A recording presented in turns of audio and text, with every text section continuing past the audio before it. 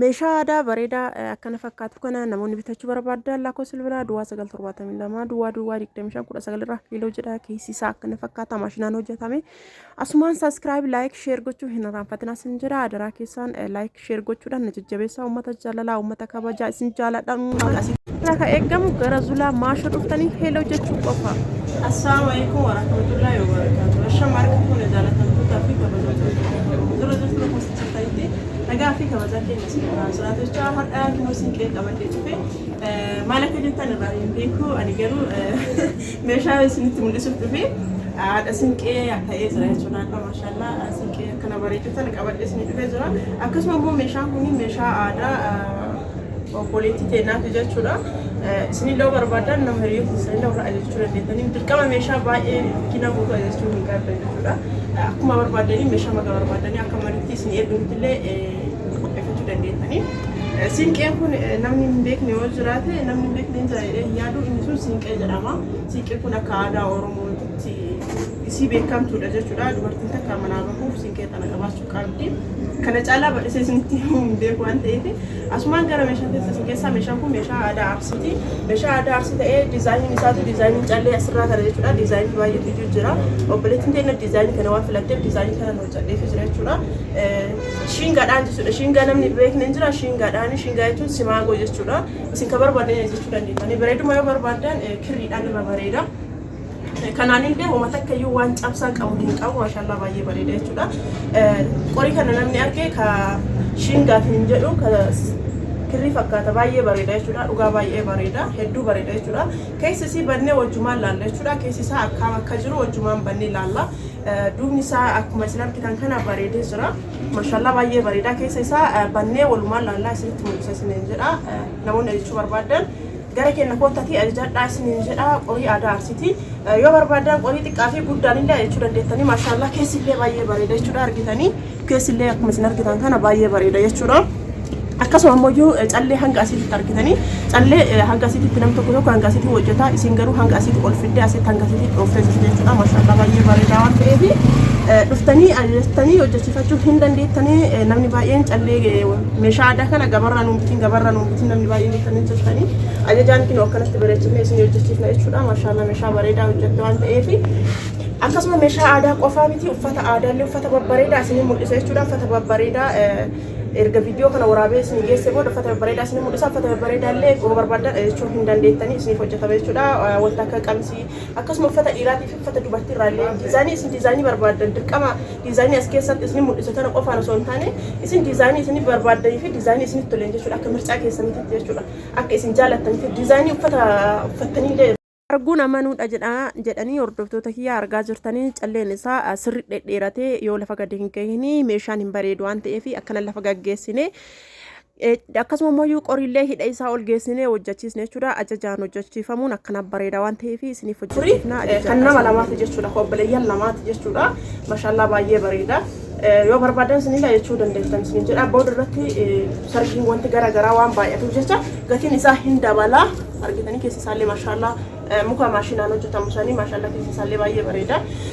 meeshaan booda irratti waan baay'ee dabaluuf jecha ammayyuu calleen diimtuun kun dhabamte jedhanii gatiin isaa dabalee jira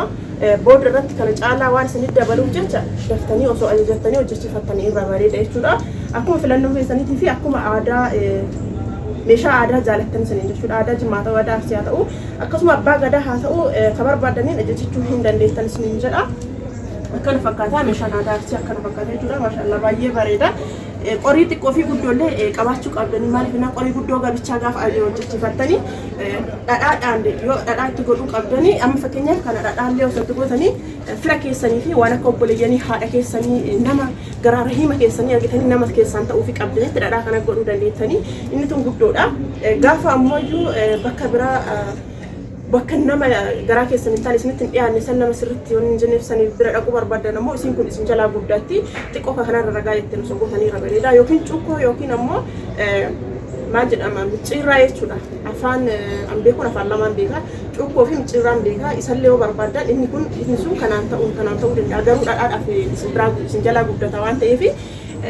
namni tokko guddoodhaan barbaada namni tokko xiqqoon barbaada tokko jiddu galeetiin barbaada garuu qorii lama soo qabaatanii irra bareeda siniin jira inni kun boraatiidha argitanii boraatiin kun maashaallah boraatiin haala kanaan hojjetamee jira jechuudha haala kanaan bareedee hojjetamee jira jechuudha isinillee barbaadan hojjechiifadhaa siniin jira akkaataan isinitti hojjette maashaallah baay'ee bareeda ani garuu gara kiyyaa baay'ee jaalladhee jira jechuudha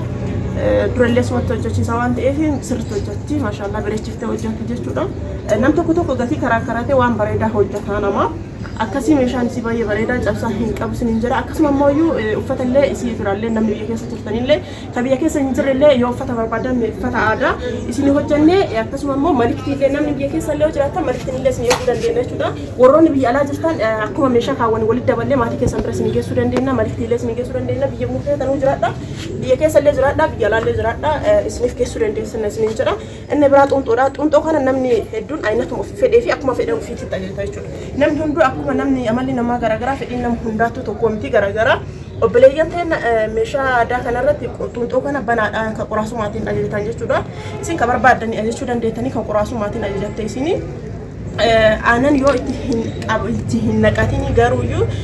baay'ee isin barbaachiftu ta qoraasumaatuun aanan yoo kontiraata illee waanuma kamuu yoo ta'e aanan itti fayyadamtan ta'e baay'ee bareeda jechuudha argitanii namni aanan hin fayyadamne hin jiru garaan si keessallee qoraasumni isillee maashaallah baay'ee bareeda ajaa'iba sanii miti jechuudha tokko baay'ee ajaa'iba fittuu nama hin kaleessu kun baay'ee bareeda jechuudha dirqama aanan sa'a qabaatanii elmachuu qofa osoo hin taane kontiraata illee yoo fayyadamtan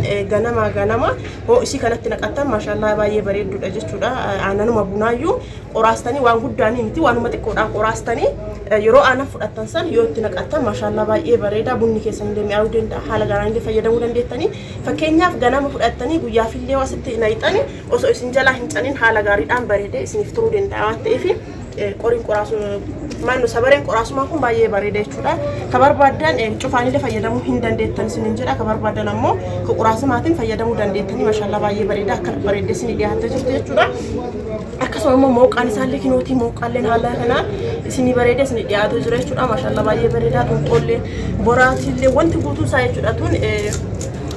buqqeedha buqqee isiisuun buqqeen turillee maashaallah baay'ee bareeda jechuudha meeshaan hunduyyuu meeshaan cabsaa qabu tokkollee hin jiru hundumti isaayyuu baay'ee bareeda garuu baay'ee jaalladhee jira isinillee koomentii irratti barreessaa isiniin jedha isin jira killi kunillee maashaallah baay'ee bareeda killa bareedaa ta'e jechuudha akkuma isin argitan kana killi kun bareedduudha namni maatii hin qabne nam tokkotti nyaachuullee hin danda'a jechuudha warri marqa jaalatan yoo jiraatte nam tokko itti fayyadamuu hin dandeettanii maashaallah baay'ee bareeddi akkuma isin argitan kanatti isin fakkaate isin dhiyaattee jirti inni biraa siinqeedha siinqee qorii lama waan ta'eef qorii lachuu siinqee babbareedaa kana qabdu waan ta'eef maashaallah baay'ee babbareeda asumaan ammoo meeshaalee isinitti mul'isu uffatallee isinitti mul'isuu danda'a turtiin keessan na wajjin haa ta'u isin jedha cufitti deebitee waraabdan